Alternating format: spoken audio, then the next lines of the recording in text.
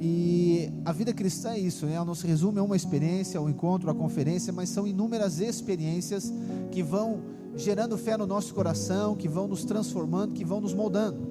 Qual que é o propósito de Deus para comigo e com você? Individualmente, sim, é nos resgatar, nos redimir, nos salvar, mas agora existe um propósito de Deus através da nossa vida. A transformação, ela nunca vai terminar na nossa vida, nós vamos ser transformados, sempre, né? Ou seja, a não ser que o Senhor nos leve, ou quando Ele voltar, aí sim termina, é concluído o processo de transformação, senão eu e você vamos estar sendo transformados, dia após dia. E o que Deus vai fazer para nos transformar? Deus vai usar as circunstâncias, as situações. Então, à medida que nós vamos tendo a revelação da graça e do amor de Deus, nós vamos entendendo que isso é provisão para que eu e você venhamos a passar pelas circunstâncias e ser transformados por ela. Não vamos ficar numa posição agora simplesmente de vítima, de reclamação e de murmuração, por mais difícil que seja a situação, porque o próprio Jesus nos ensinou que no mundo nós teríamos aflições, mas tem de bom ânimo, porque Ele venceu o mundo. Então nós andamos agora nessa perspectiva, ok? E a vida cristã então, ela está mais ligada a uma espécie de uma guerra do que a um parque de diversões. Só que as dificuldades nós temos, independentemente se nós estamos em Cristo ou não, porque nós estamos no mesmo ambiente, mas a diferença é que em Cristo nós temos acesso à provisão para passar por todas as circunstâncias. E o que Deus quer então? Deus quer nos conduzir ao amadurecimento, Deus quer nos conduzir à transformação. Então quando nós cremos em Cristo, nós somos feitos filhos, amém? Mas agora o propósito é nos tornar filhos maduros, ok? Nos conduzir ao amadurecimento. Só que esse amadurecimento, como que ele vai acontecer? Ele vai acontecer no meio da família de Deus, que é a igreja. Então ninguém consegue amadurecer sozinho. Você pode ficar o dia todo orando na sua casa e lendo a Bíblia na sua casa, mas não, você não vai atingir um amadurecimento, a não ser que você relacione com pessoas que creiam da mesma maneira que você. Esse relacionamento que vai gerar o amadurecimento. E aí obviamente nós vamos falar aqui, vamos ver que vai acontecer o quê? Vai ter um tanto de circunstância que é desconfortável, e é dessa maneira que nós crescemos, é quando nós somos confrontados pelas circunstâncias, confrontado através, das circunstâncias em relação às pessoas. É isso que nos leva a crescer. Não tem crescimento sem confronto, mas não tenha na sua mente que confronto está ligado com alguém confrontando você, simplesmente não.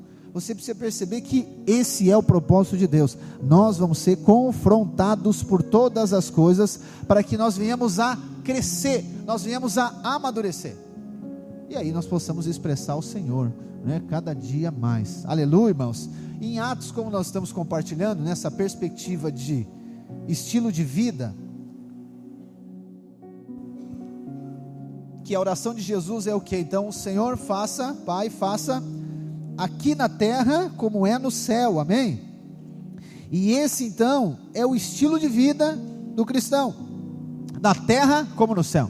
Jesus não veio trazer uma religião, não veio trazer um código de conduta, não, Jesus veio trazer um estilo de vida, e esse estilo de vida agora ele é vivido através de nós. Só que todos nós então aprendemos um estilo de vida, e esse estilo de vida está ligado com egoísmo, está ligado com inveja, está ligado com individualismo, com incredulidade. Mas agora o Espírito Santo habita dentro de você, e Ele quer conduzir você a esse novo estilo de vida. Então não é simplesmente o que eu posso e o que eu não posso fazer, não, é sobre agora eu entender, ter a revelação daquele que habita dentro de mim, e ser guiado pelo Espírito. E aí nós vamos vivendo igreja, nós vamos sendo a igreja do Senhor. E aí em Atos aqui, capítulo 2, do 42 ao 46, nós vamos ver essa dinâmica dos cristãos. Qual que é o contexto? Nós vamos falar hoje só do versículo 42. Qual que é o contexto aqui? O contexto aqui é, Jesus ressuscitou, ficou 40 dias com os discípulos, e os apóstolos, principalmente os 12, e Ele orienta eles as coisas concernentes ao reino, e depois Jesus sobe aos céus. E aí o próximo passo é o que? É os discípulos, que eram no número de 120, eles são cheios do Espírito Santo, porque Jesus diz, eu vou para o Pai, mas eu vou enviar o Consolador, eu vou enviar o Espírito da verdade, que agora vai conduzir vocês na verdade. E aí o Espírito Santo vem, Pentecostes, Atos capítulo 2, o Espírito Santo vem sobre a igreja, 120, e ali já, quando o Espírito vem, Pedro, ele se levanta como um proclamador. Pedro se levanta, por quê? Porque as pessoas veem, né, os irmãos ali, a igreja cheia do Espírito, eles começam a dizer, não, esses caras estão bêbados, esses caras estão loucos, esses caras estão malucos. Aí Pedro se levanta, né, lembra Atos 2, Pedro se levanta e diz, não gente, eles não estão bêbados. Por quê? Porque é 9 horas da manhã, se eles ficarem bêbados vão ficar mais tarde, ninguém, né? Ele diz assim, mas o que aconteceu? Aconteceu aqui o que estava escrito lá, que o profeta Joel falou, que o Espírito Santo de Deus viria sobre toda a carne, viria sobre os servos, viria sobre os jovens, viria sobre os velhos, viria sobre todas as pessoas. Então o Espírito Santo vem, e agora esses irmãos, eles são conduzidos pelo Espírito ao quê? A compartilhar aquilo que eles receberam. E aí então Pedro, ele já ministra uma primeira pregação que nós vamos ver. Pedro, aquele que negou Jesus, mas agora ele está cheio do Espírito Santo, e como nós ouvimos aqui, muitos aqui, com a revelação que ele é perdoado, a revelação que ele é redimido, e agora ele cheio do Espírito Santo, ele começa a pregar o Evangelho para as pessoas. E aí no final da pregação as pessoas perguntam, tá bom, e agora, o que nós temos que fazer, Pedro? Pedro diz, vocês têm que converter, vocês têm que batizar, para que vocês possam agora receber o Senhor. E ali então, no versículo 41 diz o quê? Diz que quase 3.000 pessoas foram acrescentadas à igreja. Então nós estamos falando de 120 para quase 3.000. É um acréscimo grande, concorda comigo? Só que agora o que acontece? 3.000, a igreja é a família de Deus, amém? Então a família com 120 pessoas, agora essa família tem 3.000 pessoas. Será que tem alguma diferença, sim ou não? Lá na sua casa, quando era só você e a esposa, aí acontece o quê? Vem uma criança, muda um pouco, sim ou não? Muda muito, né? Aí você gostava da casa toda organizadinha, direitinha, as coisas assim. Não, vem a criança quando ela começa a caminhar, então, né? Eu sei que tem um marido que às vezes não deixa as coisas no lugar também. Aí vem a criança, aí a criança cresce, começa a se comportar, o que acontece? Vem outra criança. Quando o sono da mulher, da esposa, né, começa agora a dormir a noite toda, vem outra criança, já não dorme. E aí assim vai indo. Só que nós estamos falando de um filho por vez. Só que agora aqui a Bíblia diz que 3.000 numa vez só. 3.000 novos cristãos. É que nem lá no GC, né? Mas o GC está fluindo, pastor, está tudo certinho. Os irmãos agora, uau, amadureceram, estão amadurecendo, já estão entendendo a honra, a generosidade, tudo. Quando vem uma onda de 20 novos convertidos. Aí ninguém sabe mais nada, não tem a revelação da cultura do reino, não tem revelação da graça de Deus, não tem revelação de nada. E aí fica aquela coisa, meu Deus, mas estava tão boa a nossa reunião, estava tão direitinho, todo mundo comportado. Agora vem um que, né, diz Nossa Senhora, que nem se fazer. Tem um que diz que ele está rezando em casa agora, meu Deus, que a gente não reza, é oração.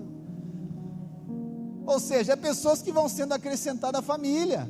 Mas a gente quer o quê? A gente quer, né, que a coisa seja mais estática, mais parada. A gente trabalha para ficar tudo organizado. Mas se a gente vai ver, o mover de Deus é assim. Irmãos, eu sonho no dia que nós vamos batizar 1.000 pessoas, 2.000 pessoas, porque está escrito aqui. Eu sei que é uma loucura isso, mas eu creio no meu coração. Se nós estamos orando, eu falei para os irmãos, vamos colocar um alvo de 25 pessoas para o encontro. Aí nós começamos a projetar, eu disse, se nós crer vai dar 30, aí vamos a 30. Agora nós já colocamos quanto para os jovens?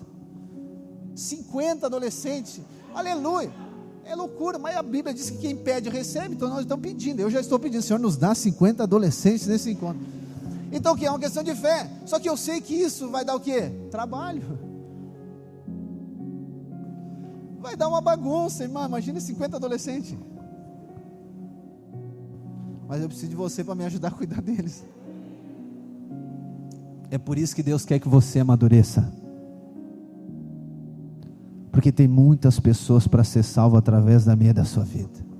Só que aí o que acontece agora? A palavra de Deus, ela mostra como que eles viviam, como é que vive agora esses 3.000 crentes, como é que vive a igreja, que aí então é do 42 ao 46, eu vou ler aqui o 42, vamos lá, Atos 2, versículo 42, diz assim: e perseveravam na doutrina dos apóstolos, na comunhão, e no partir do pão, e nas orações. Só o versículo 42 hoje nós vamos falar.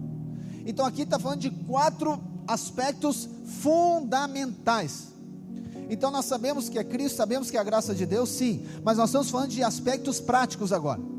Os aspectos práticos são 4 aspectos práticos da vida cristã, do estilo de vida na terra como no céu, e esses 4 estão na mesma perspectiva de perseverança.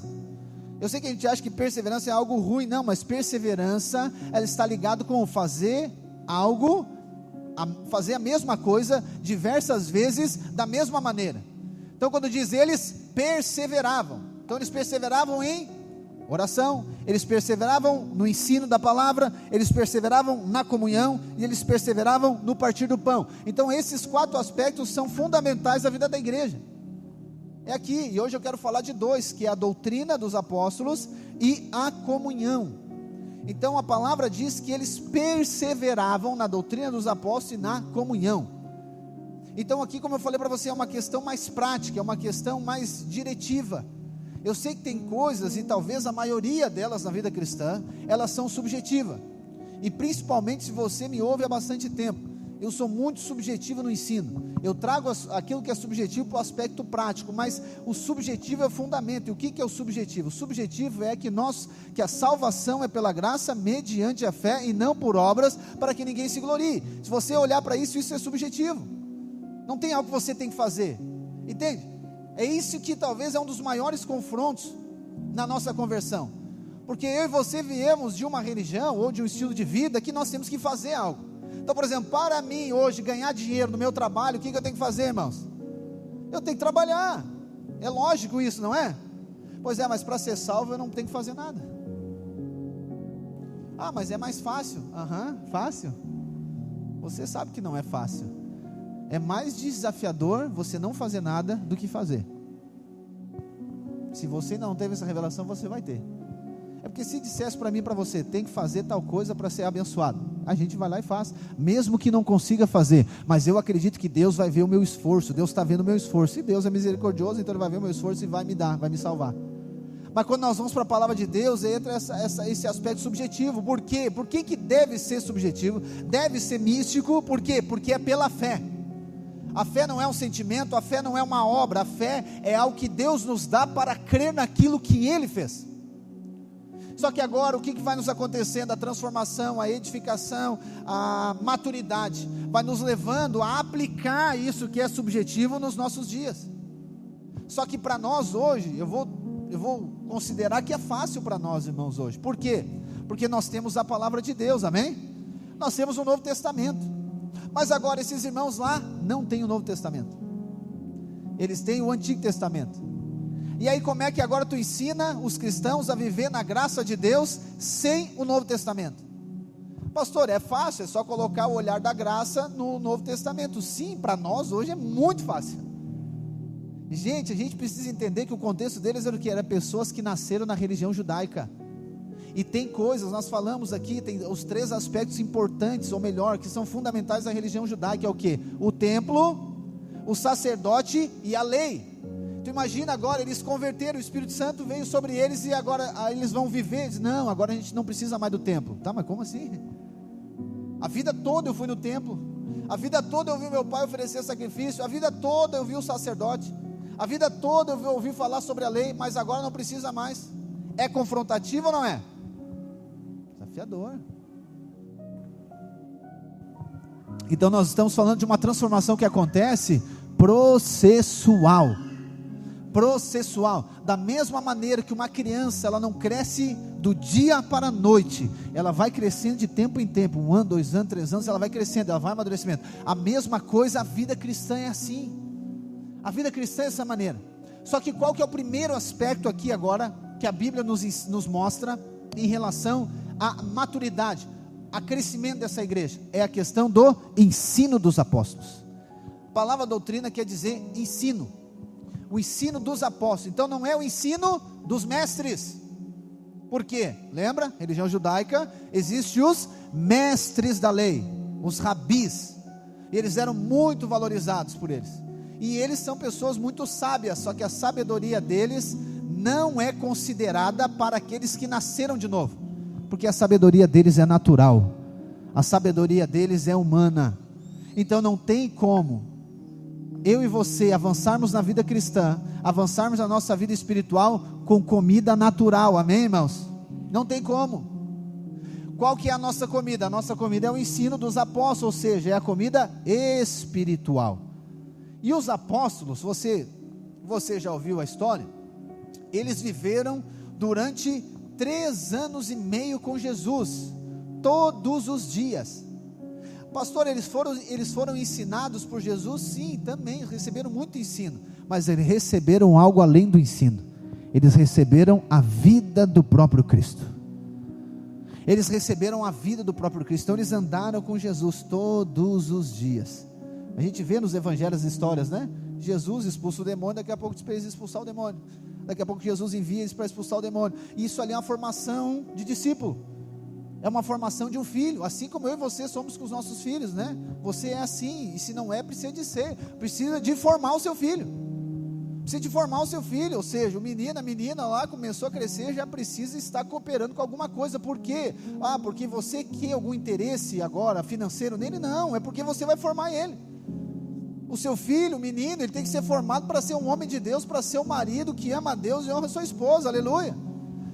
A menina também, está entendendo? Então isso está ligado com uma perspectiva de Deus, esse aspecto de formação, precisa ser formado. Aí a pergunta é, quando o seu filho está lavando o carro para você, quem está servindo quem? É ele que está servindo você ou você está servindo ele? Pastor, ele está me servindo.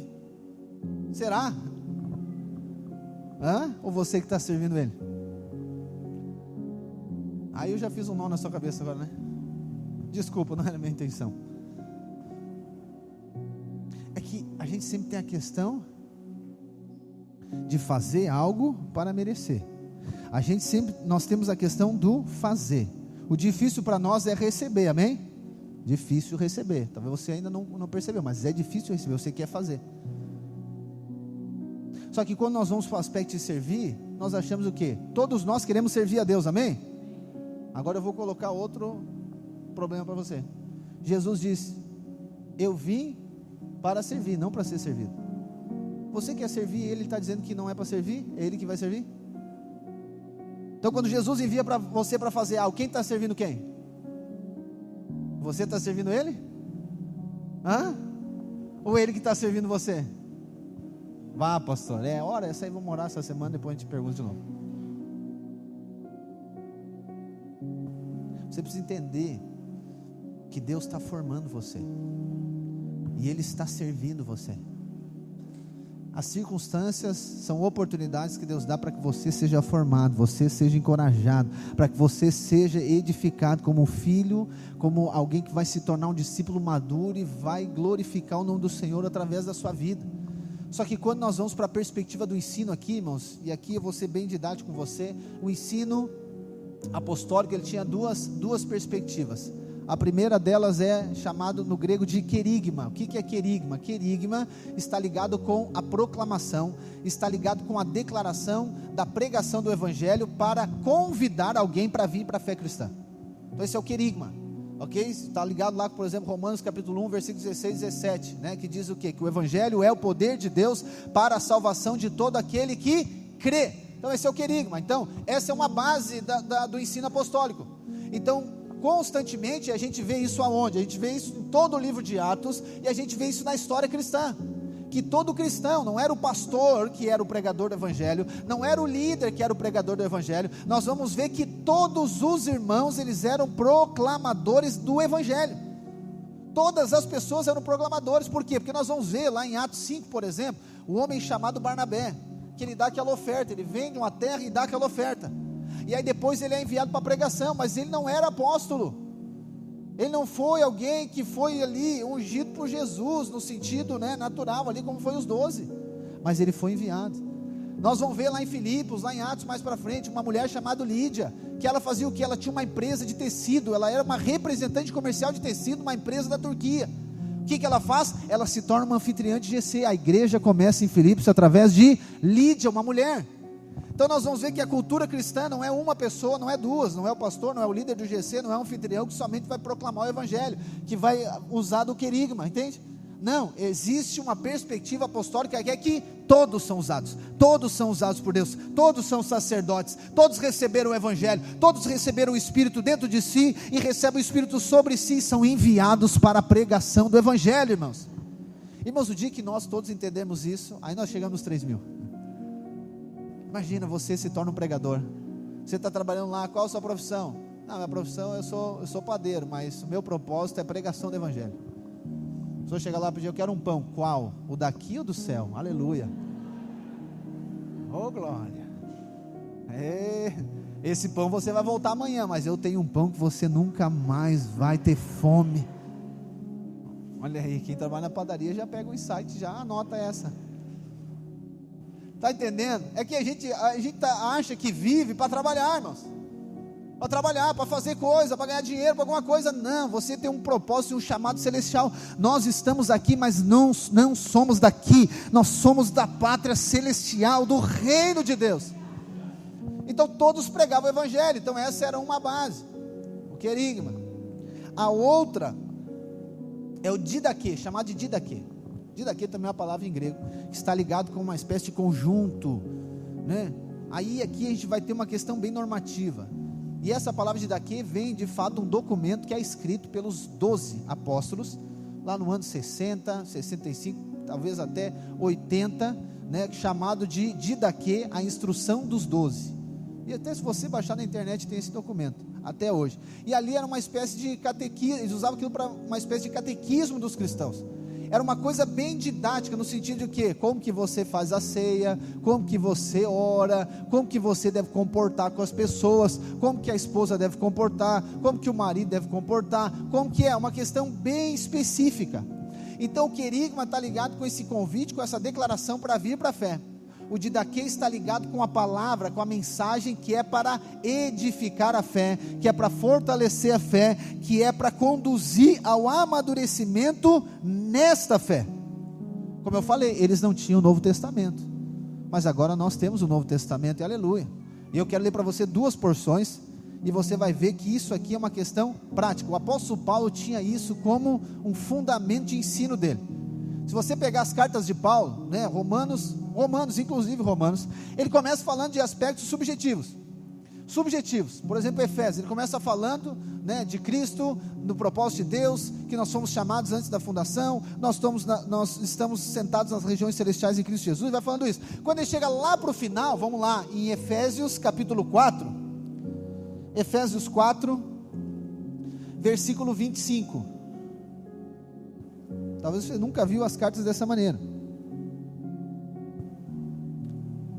Quando vai chegando no final da carta, ele traz tudo aquilo que ele falou de maneira subjetiva, uma questão prática. Só que o que é a base, tanto do querigma quanto de didaquê? Preste bem atenção nisso. A base é a graça de Deus, a base é a suficiência de Cristo. Nós não podemos voltar para a lei, não podemos voltar para o mérito, temos que é pela graça, amém, irmãos?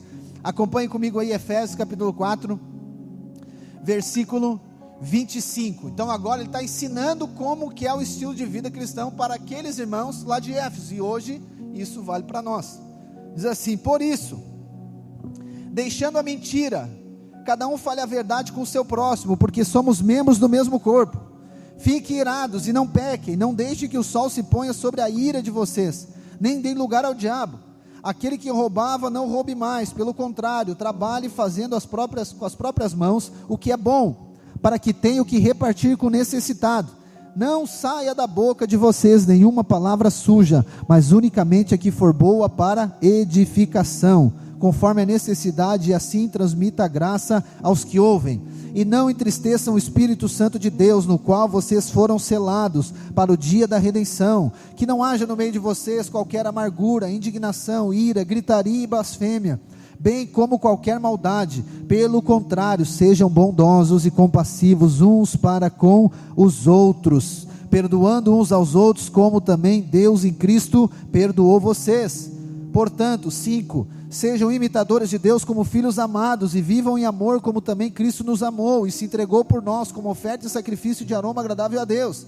Que a imoralidade sexual e toda impureza ou avareza não sejam nem sequer mencionadas entre vocês, como convém a santos. Não usem linguagem grosseira, não digam coisas tolas nem indecentes, pois isso não convém, pelo contrário, digam palavras de ação de graças. Fiquem sabendo disto: nenhuma pessoa imoral, impura ou avarenta, porque a avareza é idolatria, tem herança no reino de Cristo e de Deus. Não se deixe enganar com palavras vazias, porque a ira de Deus vem sobre os filhos da desobediência. Por causa dessas coisas, portanto, não participam daquilo que elas fazem, porque no passado vocês eram trevas, mas agora são luz no Senhor. Vivam como filhos da luz, porque o fruto da luz consiste em toda bondade, justiça e verdade, tratando de descobrir o que é agradável ao Senhor, e não sejam cúmplices nas obras infrutíferas das trevas. Pelo contrário, tratem de reprová-las, pois aquilo que eles fazem em segredo é vergonhoso até mencionar, mas todas as coisas, quando reprovadas pela luz, se tornam manifestas, porque tudo que se manifesta é luz. Por isso é que se diz: desperte você que está dormindo, levante-se dos mortos e Cristo iluminará. Portanto, tenham cuidado com a maneira como vocês vivem, e vivam não como tolos, mas como sábios, aproveitando bem o tempo, porque os dias são maus. Por esta razão não sejam insensatos, mas procurem compreender qual é a vontade do Senhor. E não se embriaguem com vinho, pois isso leva à devassidão, mas deixem-se encher do Espírito, falando entre vocês com salmos, hinos e cânticos espirituais, cantando e louvando com o coração ao Senhor, dando sempre graças por tudo a nosso Deus e Pai, em nome do nosso Senhor Jesus Cristo. E aí a orientação continua: marido para a esposa, para filho, para tudo. Então o que é didaquê? Didaquê é isso aqui. O que Paulo está fazendo? Paulo está pegando todo o ensino da graça de Deus, ele está pegando todo o ensino da palavra de Deus, está pegando todo o fundamento apostólico, que ele está trazendo de uma maneira prática. Ou seja, gente, esse aqui é o estilo de vida do cristão. Só que o que é importante? Nós precisamos entender que isso aqui está ligado ao processo de transformação. O problema é que quando eu pego esse didaquê aqui, né, ou seja, esse conjunto aqui desse texto, e eu acho que isso aqui eu tenho que cumprir para ser aceito por Deus, eu acho que eu tenho que fazer isso aqui para ser abençoado por Deus. Não. Paulo está dizendo aqui, gente, esse é o estilo de vida do Filho de Deus. Vivam como filhos amados, vivam como aquele que foi chamado da treva e agora está na luz. É dessa maneira, esse é o estilo de vida. Então agora esse estilo de vida não é uma questão de uma imposição, não, é uma questão de eu crer que o Espírito de Deus habita dentro de mim, e agora a minha vida será transformada dessa maneira. Só que aqui é estabelecido um padrão para acontecer. É dessa maneira. Por que nós pregamos o Evangelho, né? Principalmente eu prego o Evangelho da graça, os fundamentos para você? Isso faz muitos anos. Porque, ok, pastor, mas isso aqui não é graça? É graça, mas nós precisamos fundamentar na graça. Porque senão o que acontece? Você vai chegar lá, você não, outras pessoas que não vieram, e vai ver, por exemplo, alguém fazer uma coisa errada e diz: ó, isso aqui está errado. Ô irmão, é claro que está errado, obviamente está errado. Ou vai chegar lá, né? Acabei não lendo ali depois a continuação do capítulo 5, fala do marido e da esposa. Aí vai lá, deu uma crise com a esposa e vai dizer: ó, tem que submeter a mim. Não, mas ele pegou só uma parte, né? Pegou só um textinho, tirou do contexto e fez daquilo um pretexto para a mulher fazer aquilo que ele quer. Está entendendo por que é necessária a revelação da graça? Está entendendo? É necessária a revelação, porque não é uma questão de lei isso aqui. Esse aqui é o padrão, só que esse aqui é um padrão de uma pessoa madura. Então, por exemplo, se eu chegar com meu filho, por exemplo, Benjamin tem 10 anos, e eu ensinar para ele aquilo que ensino, por exemplo, um dos irmãos que tem 25 anos, eu posso ensinar, mas talvez ele não consiga praticar aquilo. Por quê? Porque ele tem 10 anos. Mas eu tenho que saber que hoje ele tem 10 anos, mas um dia ele vai ter 25, amém? Então eu preciso conduzir o ensino dele, para que quando ele chega lá com 25, ele haja como uma criança não, como uma pessoa, um homem que tenha 25. Qual que é o problema aqui, né, do desbalanço, e aqui o descompasso de novo, é o que? É porque tem pessoas, e esse é o problema dos pregadores, eles pregam aquilo que é para uma criança, eles pregam a comida que é de adulto, e não tem a ver com lei, tem a ver com graça. Às vezes vem os irmãos falar comigo, e glória a Deus que eles vêm falar, né? Tem uns que não falam, mas eles vêm falar: pastor, olha que o fulano lá fez. O que ele fez? que nem lá em casa, né?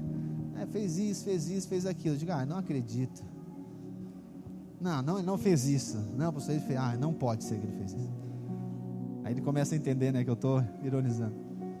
A pessoa converteu agora, faz 1 ano que ela é crente. E aí está exigindo da pessoa um comportamento de alguém que já é maduro. Por isso que Deus nos conduz ao amadurecimento, para que a gente perceba, está entendendo? Porque nós temos que entender que nós estamos num negócio de família, amém? Negócio de família. E o propósito de Deus é eu ser edificado e edificar, aleluia. Não tem como eu ficar aqui. Eu sei que a gente tenta se esconder, né? Mas a graça de Deus vai pegar você. Não tem como, para você participar da cooperação. É isso aqui que é a igreja, é você participar da criação. Participar da criação, da formação dos filhos de Deus e a formação da igreja. Então, em algum momento você vai entender, cara, eu preciso fazer alguma coisa. Porque eu estou vendo ali o meu irmão, que é criança, quebrando tudo. Então eu não posso deixar ele quebrar tudo. Mas o que eu vou fazer? Eu vou espancar ele? Não vou espancar ele. Eu vou lá dizer para ele, vou pegar ele no colo, vou contar uma historinha para ele, vou dar um chocolatinho para ele, vou fazer alguma coisa de alguma maneira para cooperar com a edificação da casa. Consegue entender? Então eu começo a me tornar responsável. Então o ensino apostólico é para quê? É para que eu cobre de alguém? Não, é para que eu me torne responsável. A graça de Deus, ela vem sim, ela tira o fardo, ela tira o peso, ela tira a condenação, ela tira a acusação, mas ela abre uma janela de uma oportunidade para você participar daquilo que Deus está fazendo na terra, para você ser um cooperador do céu aqui na terra. E aí que você começa agora a se responsabilizar, você começa a cooperar. Tá bom, pastor, então quer dizer que agora eu vou participar da edificação, mas quer dizer que eu vou cuidar então das pessoas? Sim, mas quem vai cuidar de mim? Sim, outras pessoas vão cuidar de você. Então isso que é o poderoso da vida da igreja, você ensina, mas você também precisa ser sempre ensinado. Você cuida, mas você também vai ser cuidado. Está entendendo? Não estamos falando aqui de uma linha de produção, não estamos falando aqui de uma empresa, não estamos falando aqui de um organograma que existem, né? Ou seja, posições que você vai subindo para daí, não, agora ninguém cuida de mim, só um anjo. Ninguém fala na minha vida, só um anjo fala na minha vida. E nem pode ser Gabriel, só Miguel. Não, porque daí eu já sou quase semideus. Não funciona desse jeito, irmãos. A igreja é a família de Deus. E o ensino dos apóstolos, preste atenção em mim, é o nosso alimento, a comida, é o ensino. Então está tudo na palavra de Deus. E hoje, glória a Deus por conta das escrituras sagradas, e nós a valorizamos, porque ela é a autoridade de Deus, é a autoridade na nossa vida. Pastor, mas eu não concordo que eu preciso viver longe das trevas. Você pode não concordar, mas a maneira que a igreja vive é assim. Está entendendo que nós não vamos buscar uma coisa para concordância, nós vamos buscar agora nos conformar àquilo que já foi nos dado.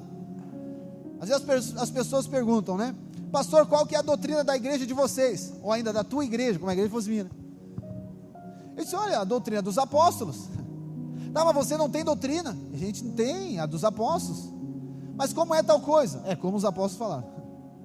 Tá, mas pode fazer isso? Se os apóstolos disser que pode, pode.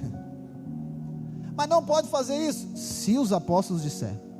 Então tem muitas pessoas que dizem, não, é que lá na igreja de vocês pode isso. Lá na igreja de você pode fazer isso, lá na igreja do outro não pode. Ou lá não pode, lá no outro pode.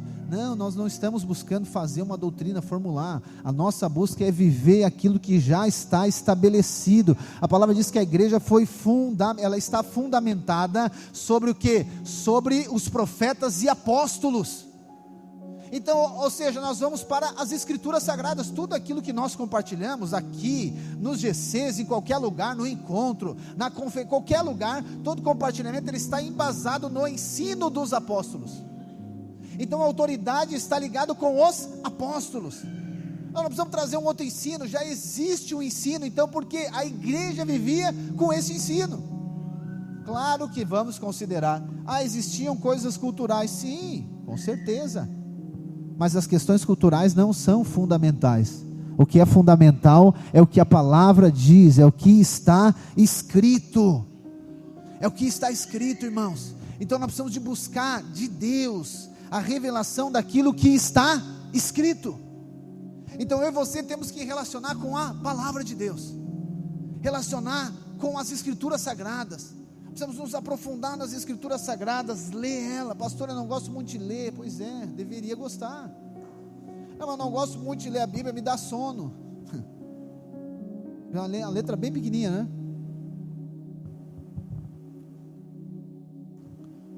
Você tem que ter uma vida com a palavra de Deus. Só que aí, quando você tem um relacionamento com a palavra de Deus, o Espírito Santo começa a fazer algo dentro de você. A sua vida, ela vai sendo transformada. E como eu falei, essa transformação, ela não é individual. Essa transformação é coletiva. Se você perceber aquilo que eu li para você aqui, Paulo vai falar sempre no coletivo. Amem uns aos outros, suportem uns aos outros, perdoem uns aos outros. Então está ligado com a vida da igreja. Então o que a Escritura faz? Ela nos ensina a nós vivermos como família, nos ensina a nós vivermos como igreja. Está entendendo? É isso aqui que eu e você temos que nos apegar. E é dessa maneira que a igreja, então esses cristãos que nós falamos, eles foram edificados. O ensino dos apóstolos, a doutrina dos apóstolos, e não há outra que substitui. Não há outra. Você como pai, como a mãe, um pai e uma mãe lá na sua casa, você não deixa o seu filho comer qualquer coisa ou deixa? Não deixa, né? Chega alguém na rua e dá uma comida para o seu filho, você deixa ele comer? Não, você ensina, não pega nada de ninguém. Você não sabe, por quê? Porque existe um zelo enquanto ao alimento. Ao alimento, o que vai comer? Em relação à fé é a mesma coisa, irmãos. Eu sempre digo para os irmãos, você pode ouvir quem você quiser. Você pode ouvir quem você quiser. Você pode ouvir quem quiser, qualquer pastor, qualquer coisa, qualquer pessoa. Você tem liberdade, videozinho no Instagram, coisa, tudo. Mas você precisa se alimentar na casa. Se Deus colocou você aqui, você precisa se alimentar da casa. Você precisa ouvir a mensagem. Você precisa ouvir a palavra. Você precisa ouvir, porque senão você vai ficar comendo fora. Você sabe, é maravilhoso comer fora, né, alguns dias. Mas chega algum dia que você, cara, alguma coisa me fez mal.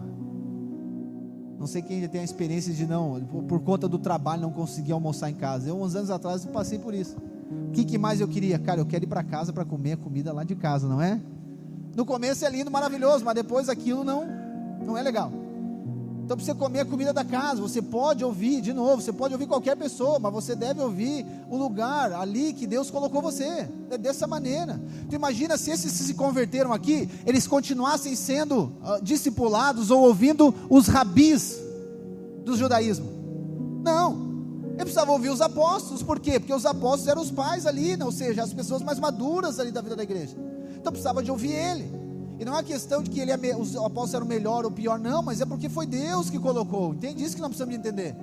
Eu e você precisamos identificar, sim, com o amor de Deus, com a graça de Deus, com a família de Deus, mas você precisa identificar o lugar que Deus colocou você. O lugar que Deus colocou você. Se Deus colocou você numa igreja local, é ali naquela igreja local que você deve se alimentar. Se Deus colocou você lá no GC, é lá naquele GC que você tem que se alimentar, e é lá que você tem que compartilhar aquilo que Deus deu para você. Tem pessoas que eles escutam outras pessoas, e aí lá no GC ele não compartilha, ele traz aquilo que ele ouviu fora para dentro. E aí fica uma confusão. Está entendendo? Obviamente é um lugar de compartilhar, mas compartilhar o que, irmãos? Claro que, né? Aqui, tolerando toda a imaturidade, aleluia. Porque lá em casa é assim, né? Não sei como é que é na sua casa, a gente está conversando um assunto aqui, um assunto espiritual. Daqui a pouco vem o Judá falando de um desenho, um contando um sonho, não, que eu tive um sonho com Deus, que não sei o que, com um anjo, nada. Um pouco o Judá, não, eu sonhei que o Homem-Aranha encontrou Jesus. Barbaridade, sabe aquela coisa assim que termina aquele negócio? Tá bom, vamos tolerar ele, é criança. Judá não é o Homem-Aranha. Hoje a gente saiu de casa e perguntou, pai, posso levar o Homem-Aranha para o culto? Ele disse, não, o Homem-Aranha não vai em culto, cara.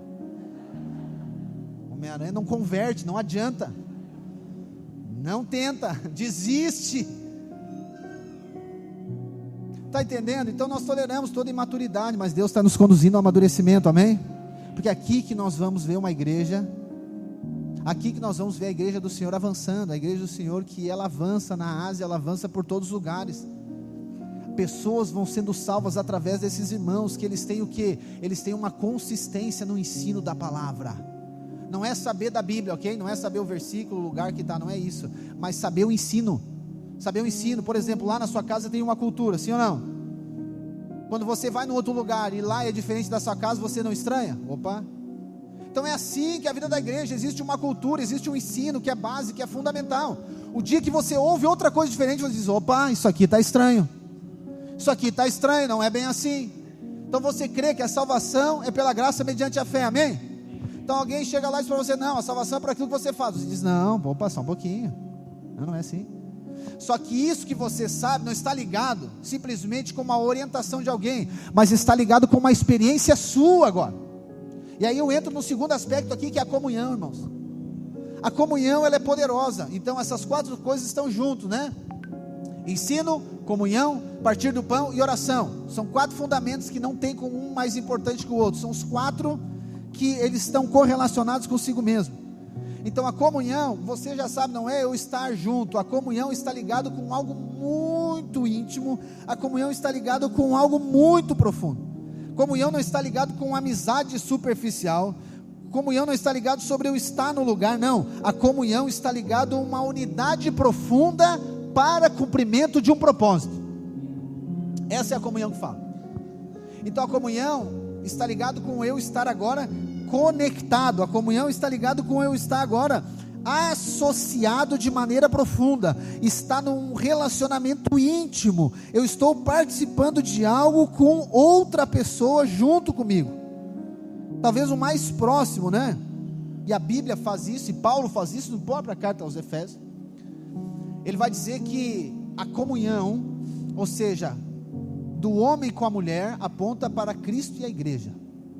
Então o que é comunhão? A comunhão está ligado com aquilo que Deus fala no casamento.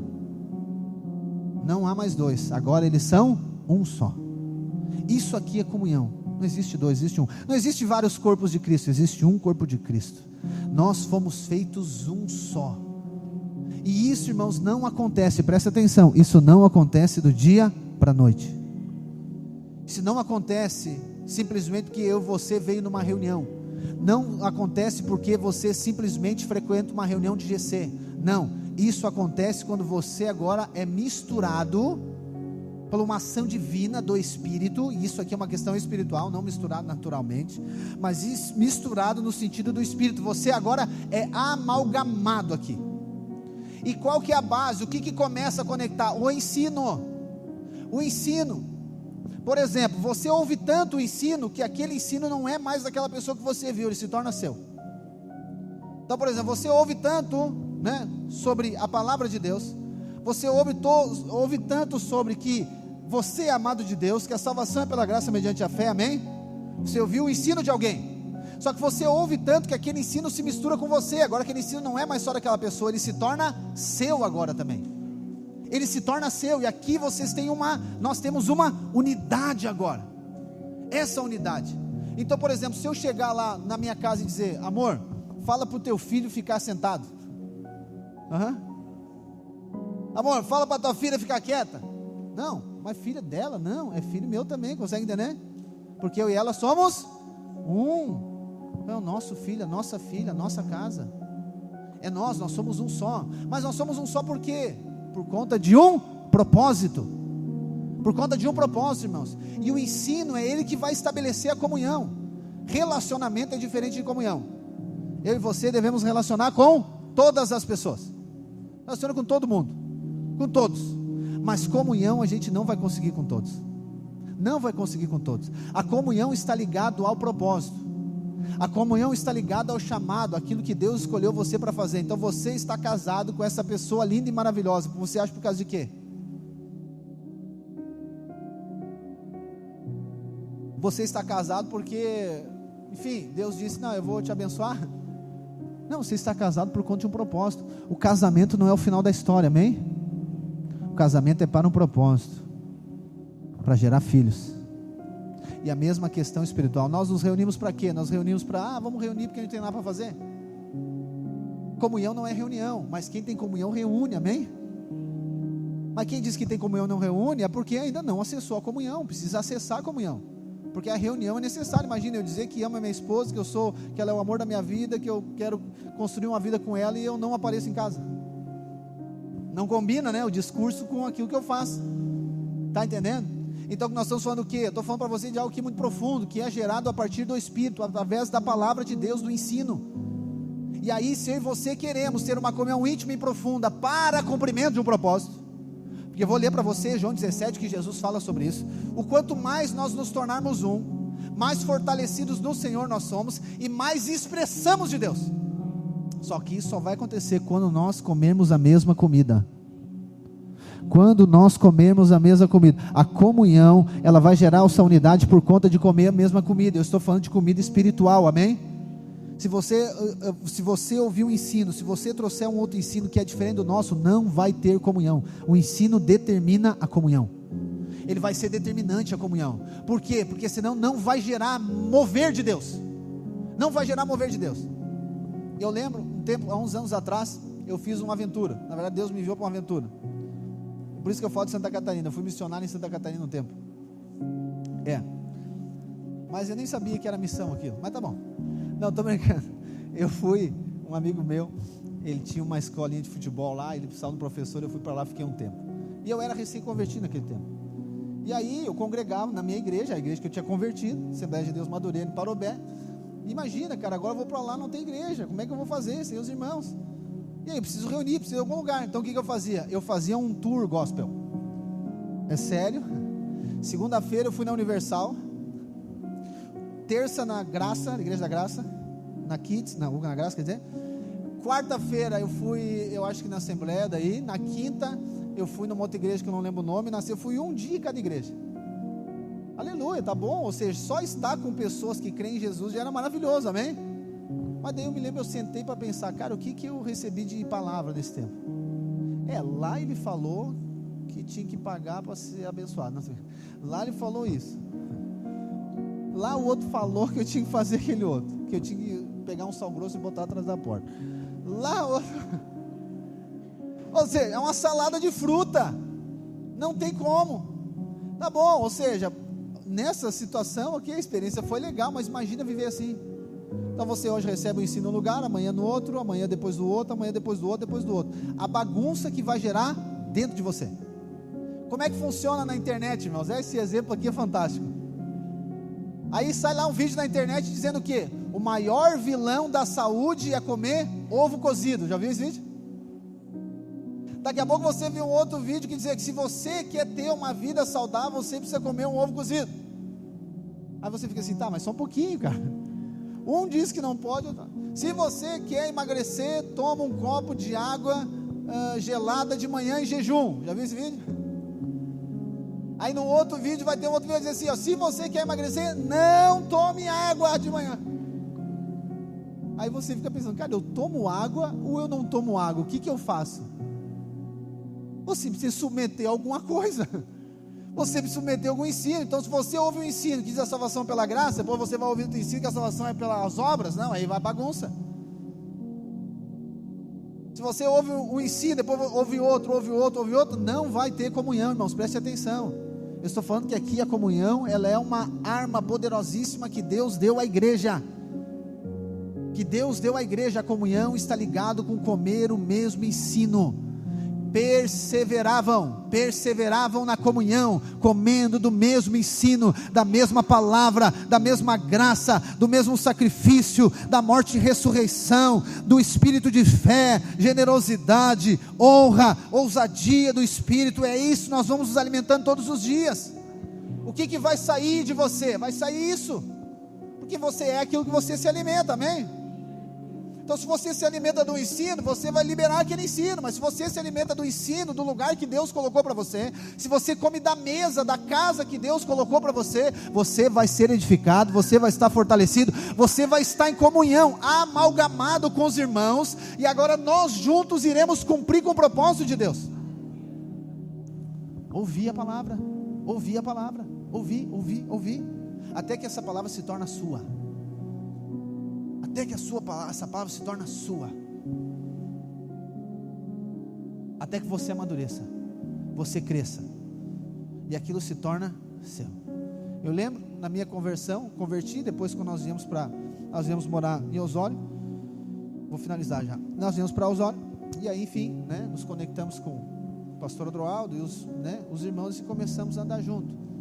Irmãos, E eu lembro que eu sentava, eu anotava tudo. E é difícil anotar o que o pastor Adalto fala, Está tudo. Eu olhava e dizia, é esse espírito de fé que eu quero, é isso aqui. Eu olhava, eu gravava, o tempo que ninguém gravava a mensagem, eu gravava no celular, eu ficava escutando a semana toda. A mesma mensagem, todo dia. Eu escutava. Até que aquela palavra que ele falava, ela se tornou minha. E eu me tornei um com ele no propósito de Deus. Aí eu posso ser enviado. Por quê? Porque aquilo que eu vou falar vem de um ensino que eu recebi. Claro que nós estamos falando aqui de reproduzir um clone. Nós estamos falando aqui de uma vida. Jesus disse, as minhas palavras são espírito e vida. Por exemplo, o Lucas, você ouviu o Lucas aqui, né? Ele parece comigo falando, sim ou não? Por quê? Ele me ouve quantos anos? Muitos anos. E às vezes eu estou aqui, ele está trabalhando, eu chego ali, ele está ouvindo o quê? Ele está ouvindo a minha pregação. Ele bota no celular, está ali, ouvindo a minha pregação. 7, 8 anos já me ouvindo, está ali ouvindo. Aí quando ele fala, ele vai falar o quê? Ele vai falar aquilo que ele se alimentou. Está entendendo? É uma questão de crer, irmãos. Aqui existe uma unção de Deus. Existe uma unção de Deus. Precisa se apropriar. Isso é um romper de fé. Não tem a ver comigo, mas tem a ver com o quê? Com a graça de Deus. Tem a ver com o canal que Deus escolheu para mim e para você. Tem a ver com a mesa que Deus nos colocou. O problema é que quando nós estamos na mesa que Deus nos colocou e nós queremos trazer alimento de fora, ou nós queremos comer do de fora, não nos alimentamos da mesa. Logo, não vai ter comunhão, irmãos. Não vai ter comunhão. Quando nós entendermos que é sobre comer a mesma palavra, estar debaixo do mesmo ensino, nós vamos nos tornando um só no Espírito. Nós vamos tendo o mesmo Espírito, a mesma palavra, a mesma unção, e nós vamos ver o mover de Deus acontecendo. Eu digo para os meus filhos, eles não podem escolher algumas coisas, eles não podem escolher ainda. Por quê? Porque eles estão sendo formados. Depois que ele crescer, aí sim, daí ele pode escolher. Mas você vai ver os traços do pai, jamais sai do filho, mesmo que o filho amadureça e vá cumprir com o propósito dele. Precisa ser marcado, isso aqui que nós precisamos de entender. Por isso que eu falei para você, comunhão não acontece do dia para a noite. Não, é algo perseverante, permanecer, ouvir, receber da palavra, do ensino, eu escuto, eu replico, eu falo, eu compartilho aquela palavra, e aquilo vai gerando vida, irmãos. É isso que a palavra diz, que eles perseveravam na comunhão. Então por que nós sempre insistimos, né? Vou usar a palavra insistimos, que você vá no encontro? Porque a gente acha que o encontro, a gente vai ganhar um troféu de Jesus. Não, é para que você coma a mesma comida. Você coma a mesma comida. E você sabe que você chegar no encontro não é só o ensino da palavra. Existe todo um ambiente lá. Você percebe, os irmãos falam, não, gostei muito, eu fui muito bem acolhido, né? Me senti amado por quê? Por Deus, mas através das pessoas. E esse é o nosso estilo de igreja, irmãos. Então quando a pessoa vai lá, para quê? Para ela receber? Sim, para ela receber, mas para agora ela compartilhar isso também. Então nós queremos que ela vá no encontro para quê? Para que ela sente na mesma mesa que nós, ela coma da mesma comida. E agora o que ela faça? Ela senta na mesma, ela foi colocada na mesa. Então por isso que nós ensinamos para os irmãos, né, os que são membros pecadores, você deve servir no encontro. Por quê? Para comer a mesma comida. Lembra que perguntaram para Jesus? Jesus, a mãe de Tiago e João, né? Falaram para Jesus. Ela falou para Jesus, quando o Senhor estiver no reino, o Tiaguinho pode sentar na direita e o Joãozinho na esquerda, Jesus? Aí diz, mas aí Jesus faz uma pergunta para eles: vocês podem beber o mesmo cálice que eu? Sim, podemos. Eles nem estavam sabendo o que estavam respondendo. Podemos. Ele diz, olha, sentar à direita e à esquerda eu não posso saber, porque isso só o Pai vai dizer. Mas quem quiser ser o maior, faça o quê, irmãos? Sirva. Mas Jesus está falando isso por quê, irmãos? O que ele falou? Que ele veio para quê? Então o que ele está dizendo? Gente, senta na mesma mesa que eu, nós servimos. Eu fui chamado para servir, então vem servir como eu. Vem servir como eu, vem servir junto. Isso é comunhão, comunhão não é estar junto. Comunhão é cumprir o propósito junto. Isso é unidade, é cumprir o propósito de Deus juntos. Servir. Por isso que nós, fizemos aquela mobilização toda para as pessoas estar na conferência. E teve uns que disseram, não, eu não quero ir. Tá bom, o que ele está dizendo? Eu não quero comer dessa comida. Eu não quero comer dessa mesa. Ok, ele tem liberdade para isso, mas ele não vai ter a mesma comunhão, irmãos. Não vai ter a mesma comunhão. E não tem a ver com acepção. Esse vai, esse não vai. Não tem isso. Então você precisa entender que existe uma mesa diante de nós. Existe uma provisão de Deus para cumprir o propósito, e você deve comer dela. para que você seja edificado e você edifique. Deus, Ele quer de mim e de você nos tornarmos filhos maduros, homens e mulheres que se tornam um canal de Deus. Em Atos nós vemos isso, irmãos, a igreja vivendo dessa maneira. Então quando você acessa esse aspecto da comunhão, o que é mais importante na sua vida é o quê? Estar com os irmãos. O que eu quero? Estar com os irmãos. Você está lá, hoje não tem nada para fazer. Não, vou achar alguma coisa, vou na casa do irmão, vou falar para o irmão, vou ligar para o pastor onde é que está, o que não tem para fazer, o que não vou fazer, porque eu quero estar junto com os irmãos. Aqui você está em comunhão. É vital, isso aqui é vital para a vida da igreja. Isso aqui é vital, porque senão não há crescimento, entende? Se você não vincular com a igreja, não há crescimento, você não cresce. Não cresce. Por quê? Porque aí você está desconectado. Você está junto, mas não está misturado. Aleluia. E nós estamos juntos e misturados. É isso que é comunhão, é amalgamado, misturado. Eu estou junto, irmãos. Então o propósito é nosso, de Deus para nós, é eu e você. Deus nos conectou para cumprimento de um propósito.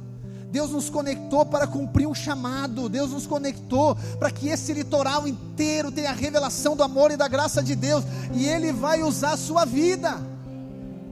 Então quando nós estamos reunidos lá no GC em Quintão, quem é que está lá? Os irmãos? Não, nós estamos lá, a igreja está lá. Nós estamos reunidos lá em Capivari, quem está lá? Não, a igreja de Capivari. Não, nós estamos lá.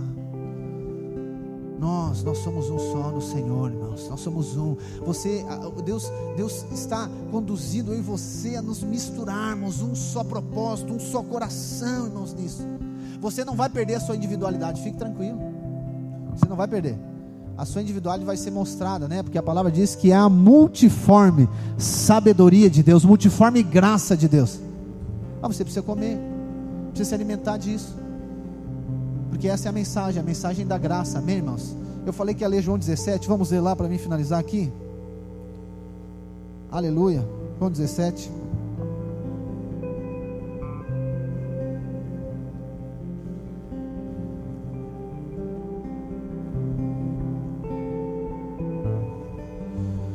João 17, vamos ler versículo 17.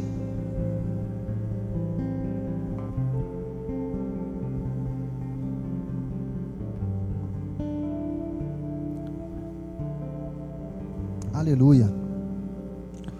Jesus disse, né? João 6, as minhas palavras são espírito e vida. É isso que a palavra de Deus faz, ela nos conecta no espírito com Ele. Olha só o que Ele fala. João 17 diz: santifica-os na verdade, a tua palavra é a verdade. Assim como tu me enviaste ao mundo, também eu os enviei ao mundo, e a favor deles eu me santifico, para que eles também sejam santificados na verdade.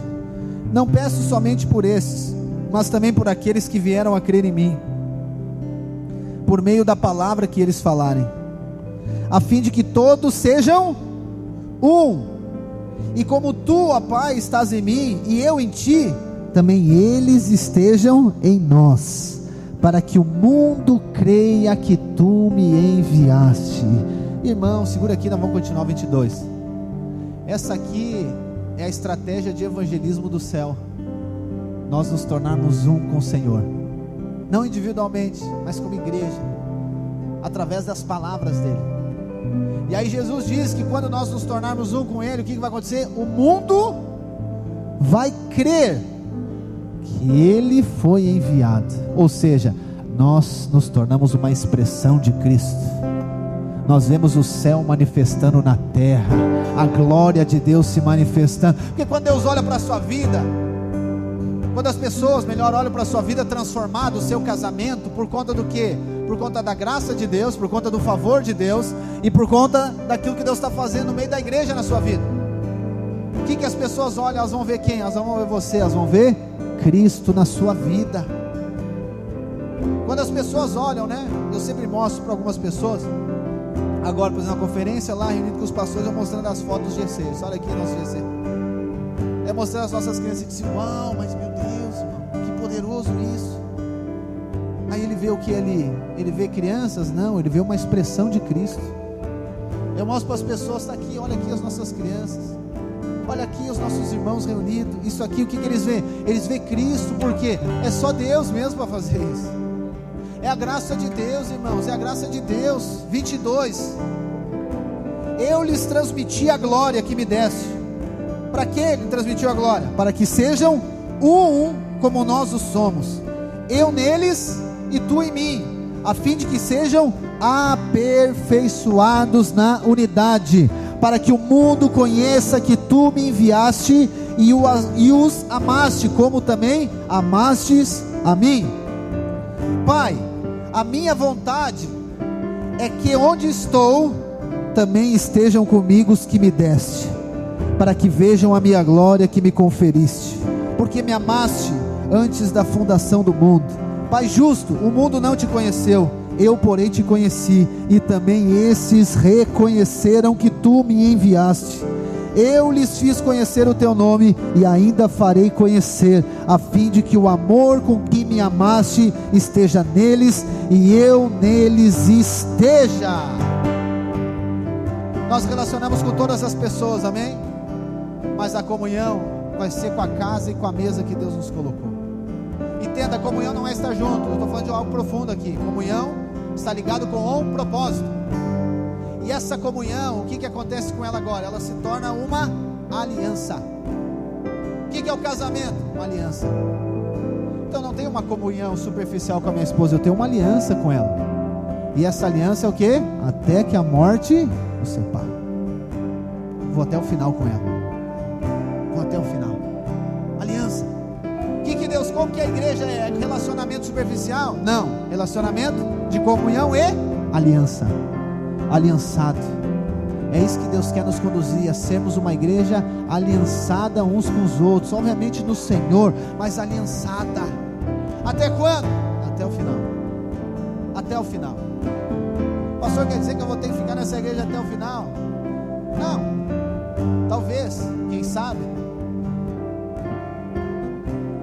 Pode ser que Deus envie você para outro lugar, e não tem problema disso. Mas aonde você esteja aliançado. Aonde estiver, esteja aliançado, esteja comendo daquela comida. Como o pastor Adoraldo fala em relação ao dízimo, né? Você não precisa dizimar aqui, você dizima aonde você congrega, aonde você está, ou seja um dizimista. O que é dízimo, irmãos? Dízimo é comunhão, irmãos. Dízimo é comunhão. Primeira menção de dízimo na Bíblia, clara, né? Existe lá em Abel, que é um tipo, mas dízimo claro é aonde? Abraão para Melquisedeque. O que Melquisedeque faz? Pão e vinho. O que pão e vinho representa?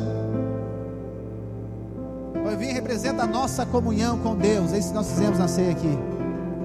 Então Melquisedeque oferece a comunhão. Abraão faz o quê? Dízimo. Ou seja, eu estou nessa comunhão, eu estou comendo dessa mesa, eu como dessa mesa. Ele não está pagando a comunhão, não. Ele está demonstrando, eu estou em aliança contigo, Melquisedeque. Eu recebo a aliança contigo, Melquisedeque. Então, você serve aonde? Você serve aonde você tem aliança. Você investe aonde você tem aliança. Você compartilha onde você tem aliança.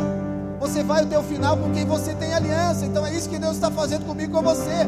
É essa que é a igreja primitiva. Os irmãos estão em aliança, irmãos. Por isso que a palavra é perseveravam. Perseveravam. Doutrina, no ensino e na comunhão. Eles perseveravam. Nós somos um no Senhor. O Senhor nos escolheu para um propósito. E nós vamos ouvir o relato da história de, praticamente, os historiadores dizem que 80% da cidade de Jerusalém converteu. 80%. A cidade, alguns dizem que tem 95 mil, outras 120 mil. 80% da cidade converteu. Por quê? Porque os irmãos estavam perseverando no ensino e na comunhão, aliançados, e a glória de Deus movia. Nós vamos ver no 46 dizendo que diariamente o Senhor acrescentava. Irmão, se tem algo lindo e maravilhoso, não sei como que você olha, né? Mas eu vejo, por exemplo, uma foto de uma família. Cara, eu vejo a foto de uma família, os pais e os filhos de um cara. Isso aqui é glória de Deus, meu. Isso aqui é glória de Deus, expressa a glória de Deus, amém? Então essa imagem, não algo superficial, mas algo do Espírito, algo profundo. Então é isso que Deus está fazendo comigo e com você. Ele está nos levando a essa profundidade de uma comunhão, para que você, sim, compartilhe da vida de Deus que está em você, para que você sirva, para que você ame, mas você vai ser amado e também vai ser servido. Você vai ser conduzido, mas você também conduza. Você forme pessoas para Deus, mas você vai estar sendo formado por Deus também. Essa é a igreja, e assim nós vamos avançando, irmãos. Nós vamos avançando. Cidreira, Pinhal, Quintão, Palmares, Capivari, os confins da terra. É isso que é a igreja. Essa é a igreja do Senhor. Essa é a igreja do Senhor. Mas como? Somos um no Senhor. Assim Deus vai no GC, nesse bairro, o GC no outro bairro, o GC no outro bairro, o GC cresce e multiplica, o GC multiplica, as crianças multiplicam, e nós vamos entrando aonde ninguém entrou, o Senhor vai nos enviando. Quem vai? O pastor? Não, a igreja, os irmãos, é isso, Deus nos escolheu, irmãos. Então é por isso que às vezes o seu líder pergunta para você, por que você não vem na reunião? Por que você não foi na reunião do GC, irmão? Por que você não foi no encontro? Por que você não foi na conferência? Por que você não está participando do jejum? Por quê? Porque ele quer cobrar de você? Não, não, não. Ele tem uma aliança, ele está demonstrando, irmão, vem para essa mesa. Vem para essa mesa, vem para essa mesa, vamos comer junto da mesma comida, vamos estar aliançados, porque nós vamos fazer o quê? Nós vamos transtornar esse mundo, como é o testemunho dos apóstolos. Vê se não é loucura isso ali, irmão. Agora eu já estou passando a conta já. Não, quando eu escuto aquilo ali, a palavra diz que quando chegava a igreja na cidade, chegava uma família, não é um prédio, chegava uma família na cidade, dos crentes, a igreja, eles diziam assim, as pessoas da cidade, meu Deus, aqueles que têm transtornado o mundo chegaram aqui agora.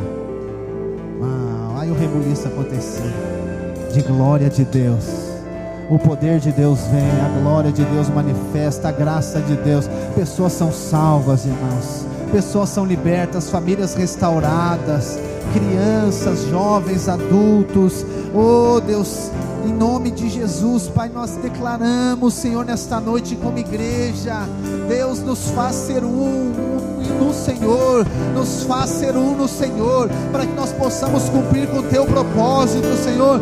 Manifesta a Tua glória através de nós, para que o mundo saiba, veja que o Senhor foi enviado através das nossas vidas. Use a nossa casa, use a nossa família, usa-nos em Tuas mãos, para que a glória do Senhor venha manifestar. Nós somos a igreja do Senhor,